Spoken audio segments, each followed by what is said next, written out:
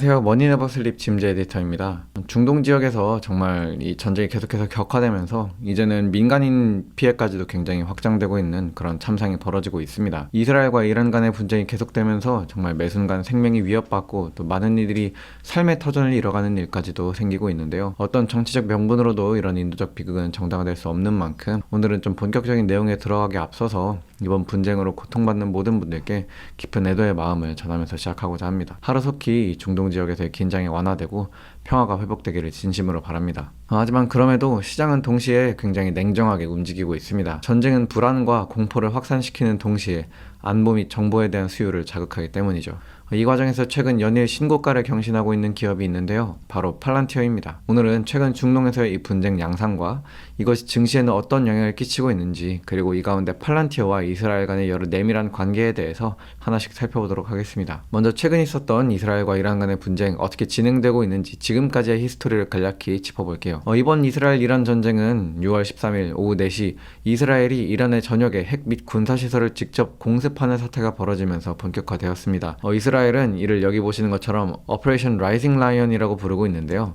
여기 기사 제목에 보이시는 것처럼 이 네타냐후 총리는 It will last as many days as it takes. 이게 필요한 만큼 오래 지속될 수 있다. 이런 강경한 입장을 내비치고 있죠. 이란 역시 이스라엘의 공격에 대해 미사일과 드론을 동원해 반격하면서 양국 간의 물리적 충돌은 격화되고 있습니다. 양국 무력 충돌이 계속되는 가운데 미국은 또 특히 이스라엘을 적극적으로 지지하는 모습을 보여주고 있는데요. 트럼프는 각종 발언을 통해서 이란을 압박함과 동시에 아이언돔 미사일을 포함해서 여러 가지 실제적인 무기 체계에 있어서도 이스라엘을 계속해서 지원해오고 있죠. 트럼프 대통령은 이번 긴급한 상황에 대응하기 위해 이 G7 정상회의 일정에서도 이거를 조기에 정리하고 귀국했을 정도로 이스라엘-이란 전쟁의 적극성을 보여주고 있는데요. 특히 자신의 SNS 플랫폼인 트루스 소셜을 통해서 이란을 규탄하는 그런 게시물을 지속적으로 올리고 있습니다. 그리고 이 게시물이 계속해서 반복될수록 안 그래도 강했던 어조가 최근으로 올수록 수위는 점점 더 강해지고 있죠. 특히 여기 제일 앞에 보이는 이 6월 17일에 올렸던 게시물, 여기에 보시게 되면은 트럼프 대통령이 우리는 이른바 이 최고 지도자가 어디에 숨었는지 정확히 알고 있다. 우리는 그들을 제거하진 않을 것이다. 적어도 지금은.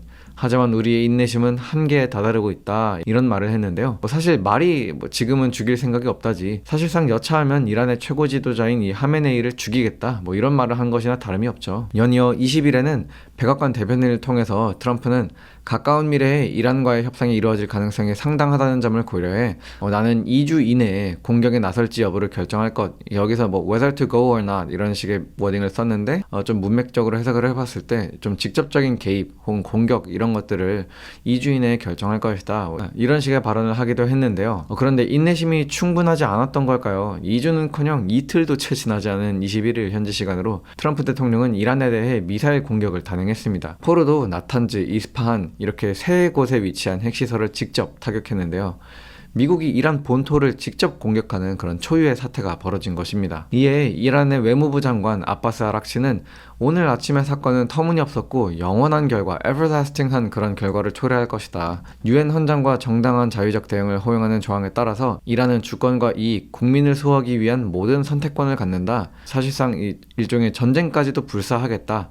라는 굉장히 적극적인 행동에 나설 것을 시사했고요. 이에 대해서 미국의 국방부 장관인 피트 헤그세스 역시 트럼프 대통령은 평화를 추구한다. 이란은 그 길을 따라야 한다. 우리는 국민과 파트너, 우리의 이익이 위협받을 때 단호하고 결단력 있게 행동할 것 이라면서 이란이 섣부른 보복 행동에 나설 거면 우리 가만히 있지 않을 거야 라는 식의 단단한 경고까지도 하기도 했습니다. 이 때문에 이 이스라엘-이란 전쟁이 미국까지 혹은 그 이상으로 좀 확전되는 것 아니냐, 이런 우려도 나오고 있죠. 러시아 우크라이나 전쟁 때에도 이 세계에서 손꼽히는 패권국이 직접 전쟁에 나서는 일이 벌어지면서 일종의 글로벌 전쟁 억제력에 대한 환상이 깨졌다, 이런 평가가 많았었는데요. 이제는 미국까지도 직접 전쟁에 참전하는 일이 생길지 유심히 살펴봐야겠습니다. 전쟁 기류가 계속해서 커지는 가운데 이란 의회는 호르무즈 해협 폐쇄라는 승부수를 던졌습니다. 현지 시간으로 22일 이란 의회는 호르무즈 해협 봉쇄를 승인했고요. 최고 국가안보위원회의 승인만을 앞두고 있는데요. 촬영 시간 기준 아직 최종적으로 결정이 되진 않았지만 국가안보외교정책위원회 소속의 에스마일 코사리 의원이 호르무즈 해협을 막을 필요가 있다면 그렇게 할 것이라는 발언을 하기도 한 만큼 이 호르무즈 해협이 봉쇄될 가능성은 굉장히 높게 여겨지고 있어요. 이 호르무즈 해협은 전 세계 석유 가스 수요의 약 20%가 통과하는 주요 수송로인데요. 따라서 이 해협이 폐쇄된다면은 유가, 즉 에너지 가격이 치솟을 수 있다라는 전망이 나오고 있습니다. 일례로 JP모건은 극단적 시나리오가 현실화되면은 국제 원유 가격은 배럴당 120에서 130달러까지도 급등할 수 있다라는 과감한 전망을 내놓기도 했어요. 심지어 이제 미국 내에서는 이 미국의 공직 관계자들이 지금 이란이 미국의 테러 공격을 할 것이다라는 어떤 위협을 했다라는 내용의 보도까지도 나오면서 이 미국 내 테러 가능성도 언급이 되고 있는데요. 이미 전쟁으로 인한 피해가 계속해서 커지고 있는 상황 가운데 좀 추가적인 분쟁이 생기지 않기를, 다시 한번 조속히 갈등이 완화되기를 좀 바라봅니다. 분쟁이 격화되는 가운데 그럼 왜 팔란티어가 수혜주로 꼽히고 있냐? 우선 도입부에서 말씀드렸던 것처럼 이런 지정학적 불안정이 안보 및 정보에 대한 수요를 부추기기 때문인데요. 그 중에서도 특별히 팔란티어가 유독 주목을 받는 이유는 최근 백악관이 안보를 대하는 태도 때문이기도 합니다. 최근 미국에서는 기술 기업들을 중심으로 방산이 재편되는 그런 트렌드가 발견되고 있거든요. 일명 이 실리콘밸리 방산 기업들이 떠오르고 있는 겁니다. 가장 대표적인 사례로 최근 트럼프 대통령이 추진하고 있는 골든돔을 예로 들 수 있겠는데요. 이 골든돔이라는 게 뭐냐? 트럼프 대통령이 추진 중인 안보 시스템입니다. 일종의 이스라엘이 가지고 있는 아이언돔의 업그레이드 버전이다, 뭐 이렇게 보실 수 있을 것 같아요. 이 골든돔 구축을 위한 행정명령 자체는 사실 트럼프 대통령이 1월에 취임하자마자 거의 직후에 나왔었고요. 지난 5월에는 백악관에서 공식적으로 이에 대한 언론 발표까지도 하면서 그 준비가 본격화되었죠. 골든돔의 특징으로는 이것이 이제 적의 미사일, 극초음속 무기 등에 대응하는 우주 기반의 감시 유격 시스템이다라는 것을 꼽아볼 수 있고요. 이를 위해서 위성 Satellite Constellation, 그러니까 군집체로서의 어떤 위성, 그리고 AI 기반의 추적 시스템, 고출력 레이저 등을 활용하는 것을 전제로 하고 있습니다. 2029년까지 이제 이 골든돔의 1단계를 구축하는 것을 목표로 하고 있는데요. 즉 트럼프 자신의 임기 내에 골든돔을 어느 정도는 완성시키겠다라는 목표를 가지고 있는데, 여기 딱 보시면 아시겠지만 이 골든돔을 가능하게 하는 가장 핵심적인 요소는 첨단 기술입니다. 여기 파이낸셜 타임즈의 기사 제목이 참 흥미로운데요. 이 트럼프의 골든돔이 이 방산 거인 기업들과 실리콘밸리 간의 일종의 대결 구도로 만들었다라는 그런 기사 제목이 나왔을 정도로 트럼프 대통령은 이번 프로젝트에서 이 비전통 계약 업체의 중요성을 굉장히 강조했어요. 뭐 로키드 마틴, 노스먼 그룹 같은 이 전통 방산 업체들도 물론 상당 부분 기여를 하긴 하겠지만 결국 이런 골든돔과 같은 프로젝트를 주도할 수 있는 업체는 뭐 스페이스X, 안드릴, 팔란티어와 같은 첨단 기술력을 갖춘 혁신 기업들이니 말이에요. 또 한 가지 최근 미국 국방부의 테크 친화적인 기조를 확인할 수 있는 부분은 바로 이 디태치먼트 201 부대의 창설입니다. 이 부대는 미 육군 예비군 정식 부대로 기술 혁신의 민간과 군 사이의 어떤 브릿지 역할을 하도록 창설된 그런 교두보 역할을 하는 조직인데요. 주요 인원들의 핵심, 여기에 부임한 핵심 인원들만 보아도 이 부대의 정체성이 잘 드러납니다. 팔란티어의 CTO, 메타의 CTO, 오픈AI의 최고 제품 책임자, 수석 연구원, 이런 사람들이 이 예비역 중령 이런 직책을 달게 되었거든요. 이런 사람들이 임관을 해서 창설된 부대라는 것만 보아도 이 방산 분야의 혁신 기술을 도입하는 일에 있어서 트럼프 대통령이 얼마나 진심인지가 좀 잘 드러나는 부분이지 않나 싶습니다. 그리고 팔란티어는 그야말로 이 방산과 혁신 기술이 만나는 그 접점 한복판에 있다라고 해도 과언이 아닌 기업인데요. 최근 국방부 계약 공시에서 팔란티어라고 검색을 하면은 그 자료의 리스트만 여기 4페이지 넘게 나올 정도이죠. 팔란티어는 정말 국방부에 완전히 밀접하게 연계되어 있는 그런 기업이고, 이전에 오사마 빌라덴을 잡은 것으로도 그 이름을 알렸을 만큼 이 분야에 있어서는 타의 추종을 불허하는 그런 기술을 가지고 있는 기업이다 말씀드릴 수 있겠습니다. 팔란티어의 입장에서도 미국 정부는 자신들의 가장 중요한 고객이기도 합니다. 가장 최근에 있었던 이 2025년 1분기 실적 발표 때에도 팔란티어 매출 비중을 보시게 되면 무려 42%의 매출이 미국 정부로부터 발생했다라는 것을 아실 수가 있죠. 지속적으로 팔란티어의 매출 전반이 증가하는 가운데, 특히 AIP 이후 상업 고객의 숫자가 빠르게 늘어가고 있는 가운데에도 여전히 이 미국 정부의 매출 비중 그래프가 계속해서 39% 아래로 내려가지 않고 40%대를 유지하고 있다는 것은 좀 굉장히 눈에 띄는 부분입니다. 사실 이 2023년까지만 해도 정부 매출 비중이 너무 높은 거 아니야? 혹은 정부 매출의 이 절대적인 수치에 있어서 좀 정체기를 겪는 거 아니야? 이런 것들이 우려로 꼽히기도 했었거든요. 이제 그런 만큼 오히려 상업 매출이 빠르게 증가하고 있다, 상업 매출의 비중이 더 빠르게 늘어나고 있다는 증거니까 오히려 좋다, 이런 이야기들도 있으면서 갑론을박이 있긴 했지만, 지금에 와서는 상업 매출도 느는데 동시에 정부 매출도 늘고 계속해서 이 정부 매출 비중 탄탄하게 계속 가져가고 있네 라는 것이 일종의 꾸준함으로 좀 입증이 되는 그런 새로운 국면을 맞이하고 있는 것 같기도 하다는 생각이 듭니다. 이처럼 팔란티어와 미국 정부 간의 파트너십이 앞으로도 지속적으로 확장될 수 있을지 한번 지켜봐야겠네요. 다음으로 살펴볼 부분은 팔란티어의 굉장히 노골적인 친이스라엘 노선입니다. 이번 중동전쟁 이후 팔란티어가 유독 더욱더 큰 수혜주로 부각된 이유이기도 하죠. 이전 영상들에서도 저희가 몇 차례 좀 언급드리긴 했었는데요. 팔란티어는 굉장히 노골적으로 이 친미 성향을 나타내는 기업입니다. 이들은 공공연하게 자신들의 목표는 서방 문명세계, 이 Western Civilization을 지키는 것이다. 이것을 명시하기도 했고요. 그런 맥락에서 팔란티어는 또 미국과 우호적인 관계를 맺는 이스라엘에 대해서도 적극적인 지원을 아끼지 않아왔죠. 2023년 11월에 있었던 이 3분기 실적 발표 때에도 우리는 결코 우리 적에게 우리의 제품을 공급한 적이 없다. 미국 정부를 지원하고 있다는 것과 이스라엘을 가능한 모든 방식으로 지원하고 있다는 사실을 자랑스럽게 생각한다. 이런 발언을 알렉스 카프 CEO가 직접 했을 정도로 굉장히 친이스라엘 노선을 채택하고 있습니다. 오죽하면은 이런 발언 때문에 직원 중 일부는 너무 친이스라엘적인 거 아니야? 이런 거에 반감을 가지고 퇴사를 하는 그런 사태가 벌어졌을 정도로 팔란티어는 친이스라엘적인 그런 스탠스를 명확히 하고 있는데요. 사실 이 팔란티어와 이스라엘 간의 파트너십은 상당히 오래되었습니다. 작년 올해 이런 정도 된 일이 아니고 그 역사가 꽤나 깊어요. 이에 대해서 참고로 더 자세한 이야기를 전개하기 앞서서 앞으로 언급드릴 내용 중 일부는 좀 추측성인 내용들도 섞여 있다는 점을 미리 좀 짚고 넘어가면 좋을 것 같아요. 팔란티어라는 기업 자체가 워낙 보안이 민감한 그런 계약들을 많이 다루고 있다 보니 정황 증거만 가지고 추측되는 요소들도 분명히 여러 가지가 있는데요. 앞으로 진행을 하면서 이거는 확인된 사실이다, 이거는 추측성인 내용이다, 이런 것들을 설명드리면서 넘어가 볼 테니까요. 하나씩 살펴보도록 하겠습니다. 팔란티어와 이스라엘의 파트너십 그 첫 시작은 2013년이었습니다. 지금 보고 계시는 이 자료 화면은 스타트업 네이션 센트럴이 공개하고 있는 공시입니다. 이스라엘은 워낙에 또 혁신 스타트업들이 많기로 유명하잖아요. 그만큼 이스라엘에는 이스라엘의 스타트업 생태계와 또 글로벌 기업들 간에 이런 것들을 연결하는 교두보 역할을 하는 플랫폼이 있는데요. 그게 바로 이 스타트업 네이션 센트럴이고요. 여기 공시 내용을 보시면은 팔란티어가 처음으로 이스라엘에 진출한 것이 2013년 3월이다 라고 명시가 되어 있습니다. 그리고 TRT 글로벌 등 몇몇 외신에 따르면은 이때부터 팔란티어는 이 이스라엘 정보부 유닛 8200 이런 것과 밀접한 연계를 맺어온 것으로 추측이 되고 있어요. 참고로 여기 나와 있는 이 TRT 글로벌은 튀르키예 정부가 설립한 공영방송인데요. 튀르키예는 현재 이 레제프 타이프 에르도안 대통령이 총리 시절부터 포함하면 거의 20년 넘게 독재를 하고 있죠. 그러다 보니까 이게 공영 매체인 만큼 좀 에르도안 행정부의 프로파간다를 위한 도구로 쓰이는 거 아니냐, 이런 비판도 사고 있는 매체라서 이 매체가 모종의 편향성을 지니고 있을 수 있다는 점 정도는 고려하면서 살펴보시는 게 좋을 것 같아요. 이런 점을 감안하고 이 매체가 팔란티어에 대해서 어떻게 평가를 했는지 한번 본문을 살펴보도록 하겠습니다. 팔란티어와 카바이나 관계는 2013년 이스라엘의 연구개발센터를 설립하면서 본격적으로 다져졌다. 현재 팔란티어 이스라엘 지사장인 하무탈 메리도르는 과거 베린트의 수석 디렉터로 재직했으며 유닛 8200과 깊은 연계를 맺고 있다. 베린트는 과거 NSA, 이 미국의 정보부죠. NSA가 미국 통신망과 대중 애플리케이션의 백도어를 심기 위해 고용한 두 기업 중 하나로 지목된 바 있다. 이는 NSA가 즉각적으로 접근할 수 있도록 하기 위한 조치였다.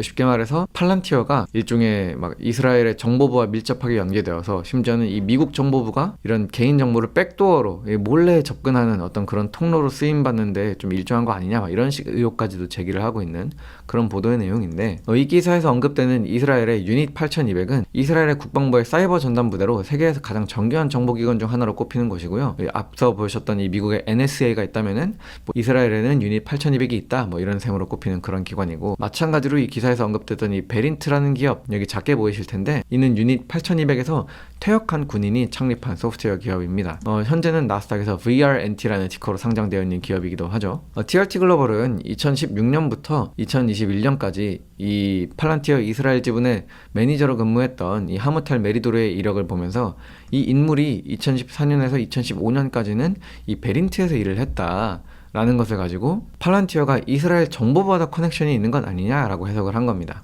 실제로 또 팔란티어와 이스라엘 정보부가 밀접한 파트너십을 맺고 있다는 정황은 이뿐만이 아닙니다. 2017년에는 이스라엘에서 가장 오래된 일간지인 이 하아레츠가 이스라엘의 보안기관이 예측 폴리싱 시스템을 사용해서 수십 명의 팔레스타인인을 체포했다라는 그런 보도 내용을 전하기도 했는데요.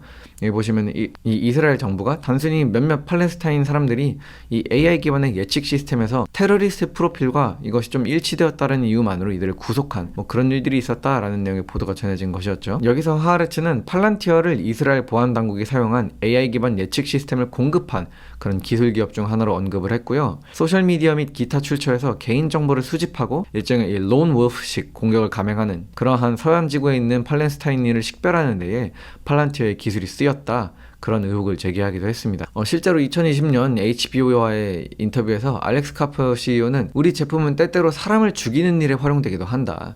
우리 제품은 모든 종류의 표적 찾기, 타겟팅에 쓰인다. 만약 당신이 테러리스트를 찾고 있다면 우리의 제품을 사용하고 있을 가능성이 높고 그 테러리스트를 실제로 제거하기 위해서는 우리의 또 다른 제품을 활용하고 있을 것이다. 이런 발언을 하기도 했는데요. 자세한 내용은 기밀이라서 대중에 공개되지 않고 있지만 정황상 앞서 살펴본 이스라엘 정부의 테러리스트 프로필 찾기에 팔란티어의 기술이 쓰였을 것이라 충분히 짐작이 가능한 상황이죠. 팔란티어는 자사 홈페이지에서 이 고담, 글씨가 너무 어두워서 잘 안 보이실 것 같아요.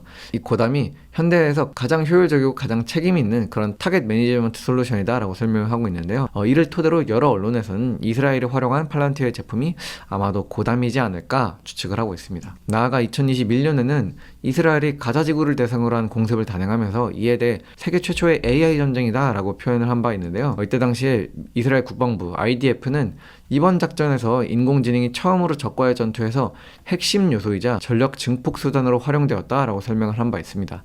여기서 사용된 AI 역시 팔란티어의 소프트웨어였을 것이다 라는 것이 좀 주류 해석이죠. 그리고 팔란티어와 이스라엘 간의 이런 공고한 파트너십이 또 한 번 확장 국면을 맞이하게 된 계기가 있는데요. 바로 2013년 10월 7일에 시작되었던 이스라엘 하마스 전쟁이 있습니다. 이 전쟁에서도 이스라엘은 가자지구에 공격을 가하면서 AI 도구를 적극적으로 활용한 것으로 전해졌어요. 이스라엘 탐사보도 저널리스트 유발 아브라함의 보도에 따르면은 이스라엘 하마스 전쟁에 사용된 AI 툴은 크게 두 가지로 꼽힙니다. 하나는 가스펠, 이제 이름이 복음이죠. 그리고 다른 하나는 이제 라벤더로 꼽히고 있는데요.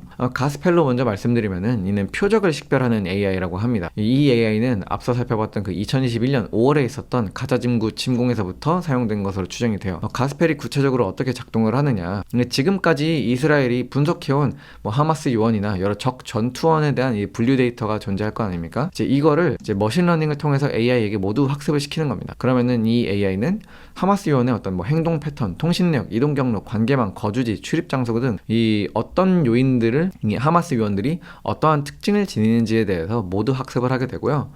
이를 나중에 하마스 요원인지 좀 의심이 되는 어떠한 사람에 대해서 이 알고리즘을 돌리게 되면은 그 사람의 드론 및 CCTV를 통해서 감시된 영상이라던가 휴대폰 및 메시지 감청 정보라던가 차량 번호판 출입 기록, 사실 이런 것들이 워낙 민감한 개인 정보다 보니까 이런 것들을 활용했다는 사실 자체만으로도 당시에도 좀 논란이 되긴 했습니다만, 어쨌든 이러한 정보들을 토대로 이걸 다 AI에게 먹여보고 나니 이 AI가 패턴을 보니까 이 사람은 좀 의심된다, 이런 것들을 결론적으로 도출하는, 이 사람을 타겟이다 아니다라는 걸 식별해주는 그런 프로그램이 가스펠이다 말씀드릴 수 있겠고요. 가스펠이 이와 같은 타겟, 꼭 사람뿐만 아니라 여러 건축물이나 어떤 시설물들도 이런 타겟으로 포함시키기도 했다라고 하더라고요.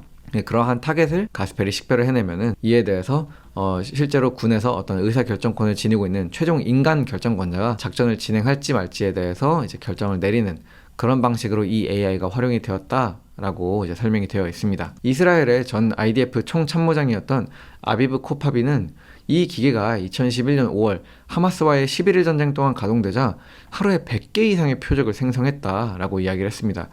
과거에는 가자지구에서 연간 1년에 50개의 표적만을 생성하곤 했는데, 심지어 이 50개 표적을 생성하기 위해서 20명의 인력이 소요되었다라고 이야기하기도 했거든요.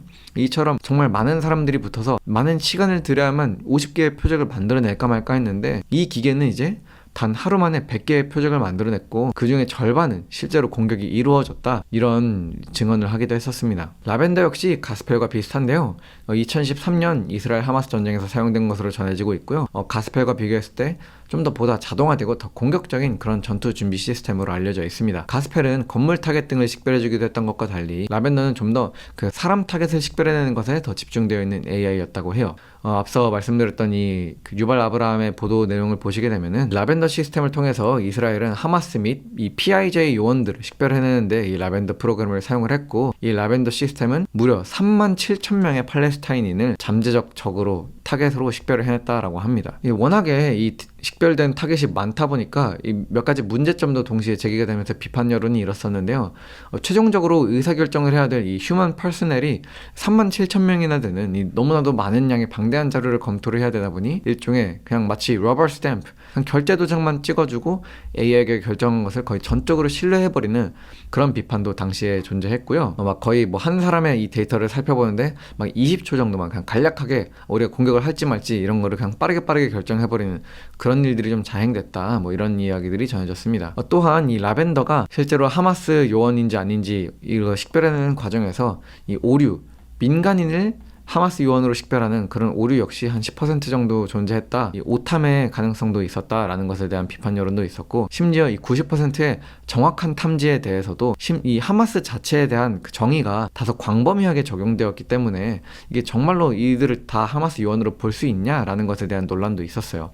하마스와 조금이라도 연결이 되어 있다면은 뭐 경찰 요원, 의료인들 이외에 여러 민간인들까지도 그냥 다 하마스 요원인 것으로 처리를 해서 90%의 정확도가 나온 거 아니냐, 뭐 이런 비판들도 있었던 것이죠. 이런 AI를 전쟁에 활용하는 것에 있어서 뭐 여러 가지 비판 여론은 여전히 존재합니다. 이 오탐 위형, 비정확성에 대한 부분들, 그리고 이로 인해서 민간인 피해가 좀 확산될 수 있지 않겠느냐. 실제로 이 AI가 활용되기 전보다 활용된 이후에 훨씬 더 많은 폭격이 이루어졌고 훨씬 더 많은 사람이 죽은 것이 사실이거든요. 그러다 보니 이 AI가 표적을 만들어내는 공장이다, 뭐 이런 비판까지도 일고 있고요. 이것이 전쟁법이나 이 국제 인도법을 위반하는 것은 아니냐, 그리고 또 훈련 데이터에 좀 편향성이 있는 것 아니냐. 앞서 대표적으로 말씀드렸던 것처럼 가스펠 같은 경우는 실제 적 데이터를 가지고 훈련을 하게 되는데, 그러면 적이 누구인지에 대해서는 AI가 굉장히 잘 학습을 하지만 어떤 사람이 적이 아닌 것인지에 대한 학습은 상대적으로 좀 적어지게 되는, 이제 그러다 보니 이런 데이터의 편향성으로 인해서 잘못된 사람들을 이 하마스 요원으로 잡아내는 뭐 그런 일들이 벌어질 수 있는 것 아니냐, 이런 것들에 대한 이제 논란과 우려 역시 존재를 합니다. 그리고 이런 논란의 중심에는 역시 팔란티어가 있는 것이죠. 이 가스펠과 라벤더라는 이스라엘 국방부가 활용하고 있는 두 가지 AI가 가능하게 된 그 핵심 기술의 근원에는 팔란티어가 있다라는 의혹이 제기되고 있거든요. 기사 제목을 보시게 되면 allegedly라고 하는 게 무슨 어떤 혐의가 있다, 무엇으로 좀 주장된다, 뭐 의심된다, 이런 단어인데, 팔란티어가 이 이스라엘의 AI 타겟팅 가자 지구에 있어서 이 AI 표적 행성에 있어 이 팔란티어가 이것을 좀 가능하게 하는 것 아니냐, 이게 오히려 전쟁 범죄로 좀 이어지는 것 아니냐, 그런 의혹들이 제기가 되고 있는 상황이고요. 이것이 좀 문제 제기가 되고 있는 것은 사실입니다. 이 과정에서 이스라엘 정부는 전쟁이 AI를 활용하는 것의 효용을 좀 체감하기라도 한 것인지 2024년 1월에 들어서 팔란티어와의 전략적 파트너십을 더욱 확장했는데요. 팔란티어는 실제로 직접 이스라엘에 가서 그곳에서 이사회를 개최하기도 하는 등 정말 양측 간의 이 끈끈해진 파트너십을 잘 보여주는 그런 모습이 또 한 번 나타나기도 했었습니다. 이에 대해 알렉스 카프 CEO는 이스라엘에서 우리 제품에 대한 수요는 매우 높다, 우리는 이 하마스 전쟁 이전보다 훨씬 더 다양한 제품을 공급하기 시작했다라고 하면서 이 이스라엘에 점점 더 전격적인 어떤 군사 파트너십을 체결하기 시작했다라고 전했고요. 본격적인 이 배틀테크, 이 전쟁에 실제로 쓰이는 기술들을 우리가 공급하고 있다, 이런 것들에 대해서 명시적으로 이야기를 하기도 했습니다. 이번 이스라엘 이란 전쟁에 있어서도 되게 주목받는 요소 중 하나가 이 이스라엘이 이란을 정밀하게 타격하고 있다, 뭐 목표를 발견하는 것부터 시작해서 실제로 그 목표를 타격하는 것까지 미사일의 정밀도가 정말 말도 안 된다, 어떻게 이렇게 딱딱 필요한 목적지만 골라가지고 공격을 하냐, 뭐 이런 것들에 대한 부분도 좀 어떤 면에서는 감탄을 자아내고 있잖아요. 이런 이스라엘의 첨단 기술, 이스라엘의 막강한 정보력, 이런 것들에 있어서 좀 팔란티어가 개입하고 있는 것 아니냐라는 여론은 지금에 와서도 계속해서 나오고 있고요. 앞서 살펴봤던 이 트럼프 대통령이 우리는 이란의 최고 지도자가 어디에 있는지 정확히 알고 있다, 뭐 이런 것에 대해서도 뭐 혹시 뭐 팔란티어가 오사마 빌라덴의 정확한 위치를 찾아내 준 것처럼 이란의 최고 지도자 위치도 혹시 팔란티어가 찾아준 거 아니야? 뭐 이런 식의 의혹까지도 일각에서는 나오고 있는 상황입니다. 지금 전쟁으로 인한 피해가 계속되고 있고 이제 상황이 이렇다 보니 팔란티어의 기술에 대한 비판 여론도 사실 끊이지 않고 있는데요. 대표적으로 이 AP통신을 통해서 전해진 보도 내용을 보시면 이스라엘이 계속해서 이 미국산 AI 모델을 전쟁에서 사용하고 있으면서 이제는 이 기술이 누가 살고 누가 죽는지를 결정하는 거 아니냐, 뭐 이게 괜찮은 거냐, 이대로 가면 이 AI가 예전에는 전쟁을 오히려 좀 더 인도주의적으로 바꿔줄 거라고 기대가 있었는데 막상 AI를 전쟁에서 쓰고 나니까 더 많은 사람들이 죽어나가고 더 많은 사람들이 아무렇지도 않게 그냥 타겟으로 지정이 되고 이런 일들이 자행되는 거 아니냐, 뭐 이런 비판들도 나오고 있고요. 또 이외에도 미국 내부적으로도 또 팔란티어에 대한 새로운 비판들도 나오고 있습니다. 현지 시간으로 6월 17일 민주당 의원 10명이 공동으로 팔란티어에 정보를 요청하는 사안을 한 가지 보냈던 것인데요. 여기 첫문단에 보시면은 팔란티어가 profiting, 이익을 보고 있다. 무엇으로부터? 트럼프 행정부 하에서 연방법에 대한 심각한 위반을 해가면서 수혜를 믿고 있다.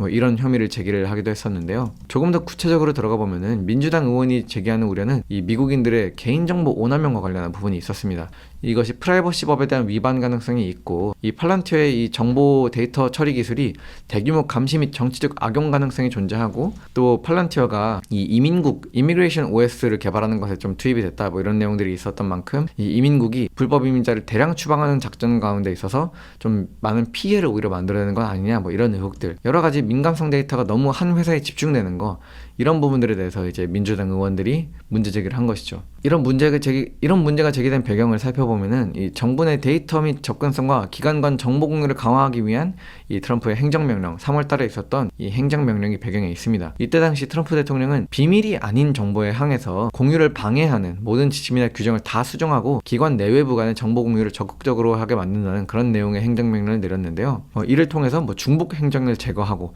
비효율을 개선하고 뭐 과지급이나 사기 방지 능력을 향상한다라는 목적을 가지고 추진된 그런 프로젝트가 있습니다. 이 과정에서 이제 팔란티어의 시스템 역시 국세청 데이터 프로젝트에 뭐 활용이 된다던가, 아니면 앞서 살펴보았던 이 이미그레이션 OS를 만드는 일에 좀 쓰임이 된다던가, 그런 파트너십들이 체결이 되면서 이런 우려들이 제기가 된 것이었죠. 이전에도 제가 한번 말씀드린 바 있는데 이런 비판 처음이 아닙니다. 폴 그레이엄은 자신의 SNS를 통해서 당신이 정말로 유능한 프로그래머라면은 경찰 국가를 만드는 것을 지원하는 그런 기업에 일을 하기보다도 더 가치 있는 일들을 찾아 나서라, 뭐 이런 말을 하면서 팔란티어를 공격하기도 하는 그런 발언도 예로부터 있어왔고, 사실 워낙에 팔란티어가 어떤 정치적 성향이 뚜렷한 기업이다 보니까 또 그 반대파로부터는 굉장히 많은 비판을 받고 있기도 한데요. 뭐 이에 대해서 팔란티어는 6월 17일에 이 민주당 의원들이 제기한 혐의에 대해서 우리는 뭐 감시 시스템을 구축하거나 운영하지는 않는다.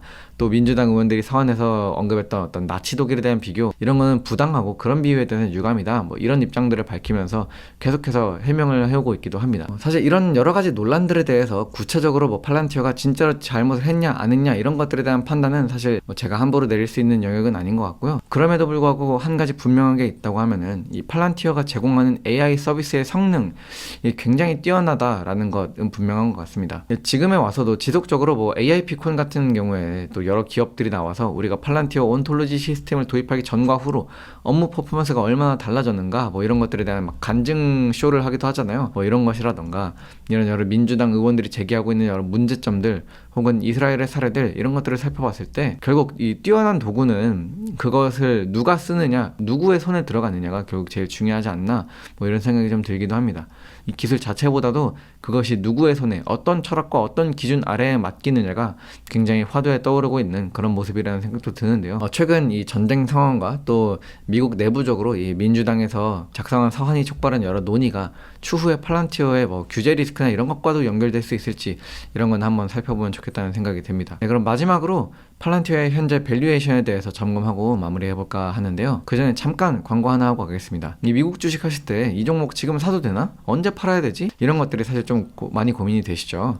그래서 요즘 제가 잘 쓰고 있는 앱, 이 초이스 스탁 US에 대해서 소개를 해드릴까 합니다. 이 앱은 AI가 종목을 분석해서 매수 매도 타이밍까지 알려주는 그런 앱인데요. 오늘의 매매 신호, 기업별 추천가, 목표가, 손절가, 심지어 그 종목이 지금 저평가에 있는지 고평가 구간에 들어와 있는지 이런 것까지도 종합적으로 진단을 해줍니다. 기업의 재무실적, 경쟁사 관련 뉴스까지도 한눈에 확인할 수 있고요. 여러 가지 정량적 지표를 바탕으로 해서 객관적인 데이터들을 많이 제공해주는 그런 앱인 만큼 복잡한 정보를 찾기보다 초이스 스탁에서 한 번에 해결하셔도 좋을 것 같다는 생각이 듭니다. 지금 머니네버슬립과 콜라보로 6개월 정기구독 30% 할인 이벤트도 진행 중이니까요. 더보기란과 고정 댓글 역시 한번 확인해주세요. 네, 이어서 팔란티어의 이 밸류에이션 마저 짚어보겠습니다. 팔란티어의 밸류에이션 누차 말씀드리지만 무척 높습니다. 이 주가 수익 비율 무려 567배에 달하는 것을 보실 수가 있죠. 현재 시가총액을 이 기업이 지난 12개월 동안 벌어들인 순이익으로 나눴을 때 560배가 나온다. 쉽게 말해서 이 기업이 숨도 안 쉬고 물도 안 먹고 567년은 일을 해야 자신의 몸값만큼의 돈을 벌어들일 수 있다. 뭐 이런 이야기이기도 한데요. 향후 12개월 순이익 전망을 바탕으로 추산한 이 포워드 P 선행주가 수익 비율 역시 380배로, 물론 현행보다는 많이 떨어진 수치이긴 하지만 그럼에도 굉장히 높은 수치를 기록하고 있다는 것을 보실 수가 있습니다. 이만큼 밸류에이션이 높다라고 하는 것은 동시에 팔란티어에 걸린 투자자들의 기대가 그만큼 높고, 투자자들이 팔란티어가 앞으로 미래에는 정말 무지막지하게 많은 돈을 벌어들일 거야 라는 기대가 현재 주가에 반영되어 있다라고도 말씀드릴 수 있을 것 같은데요. 그런 만큼 어떤 여러 악재가 터졌을 때 팔란티어의 주가는 크게 흔들릴 수 있는 그런 높은 변동성을 나타낼 수 있는 주식이다 라는 것을 투자하실 때 꼭 유념하셔야 될 것 같습니다. 초이스 스탁에서 집계하고 있는 이 팔란티어의 적정 주가 범위에 있어서도 이미 팔란티어의 현재가가 매우 고평가 구간을 뚫고 한참 앞서 나가고 있는 것을 보실 수가 있죠. 올해 들어서 굉장히 좋은 퍼포먼스를 보여주고 있는 팔란티어의 주가인데, 이번 특히 중동 전쟁 이슈를 바탕으로 해서 또 한 번 더 모멘텀을 받은 만큼 뉴스에 팔아라 뭐 이런 전략들을 한번 차용해 보시는 것도 뭐 가능한 투자 전략이 되겠다라는 생각이 듭니다. 사실 팔란티어에 대해서 다룰 때면은 거의 항상 무슨 밸류에이션 앵무새가 된 것처럼, 막 벨무새가 된 것처럼 계속해서 밸류에이션 이야기를 막 강조드리게 되는 것은 어쩔 수가 없는 것 같은데요. 그만큼 이 기업이 지금 워낙에 높은 밸류에이션에 거래되고 있다 보니까 이런 부분들 꼭 유념하셔서, 이 기업이 높은 변동성을 나타내는 종목이다라는 건 유념하셔서 어떠한 하나의 소식에 이런 변동성에 대해서는 충분히 인지를 하시는 것이 팔란티어를 투자하시는 데 굉장히 중요한 요소가 되겠습니다. 팔란티어라는 기업에 대해 확신이 있다면은 그런 변동성에 대해서 흔들리지 않고 꾸준히 장기 포지션을 가져가실 수 있으실 거고요. 만약에 내가 이런 변동성을 가지고 어떤 차익을 노리는 투자 전략을 도모해 보겠다라고 한다면은 그런 부분들 역시도 유의하실 수 있겠다는 생각이 들어요. 오늘은 이렇게 최근 이스라엘 이란 전쟁과 더불어서 미국 방산 섹터 내에서 이 팔란티어가 어떠한 기업으로 성장해 나가고 있는지, 또 이런 팔란티어를 둘러싼 여러 논란이나 우려들은 없는지에 대해 한번 살펴보았는데요. 워낙에 혁신 기술을 중심으로 정말 미국에서 가장 핫한 테크 기업 중 하나로 꼽히고 있는, 민감성 정보를 다루고 여러 극비리에 혹은 군사 시설과 심지어 때때로는 사람을 죽이는 일, 전쟁 사업에 있어서도 동원이 되는 그런 소프트웨어 서비스를 제공하고 있는 기업인 만큼 이와 같은 어떤 윤리적인 부분에 대한 논란은 앞으로도 계속 팔란티어에게 따라붙을 꼬리표가 될 것 같다는 생각이 듭니다. 팔란티어에 대한 투자를 고려하고 계시다면 이런 요소들 역시 꼭 함께 고려를 하시는 것이 좋겠습니다. 머니네버슬립 뉴스레터와 네이버 프리미엄 콘텐츠 지금 바로 구독해보세요.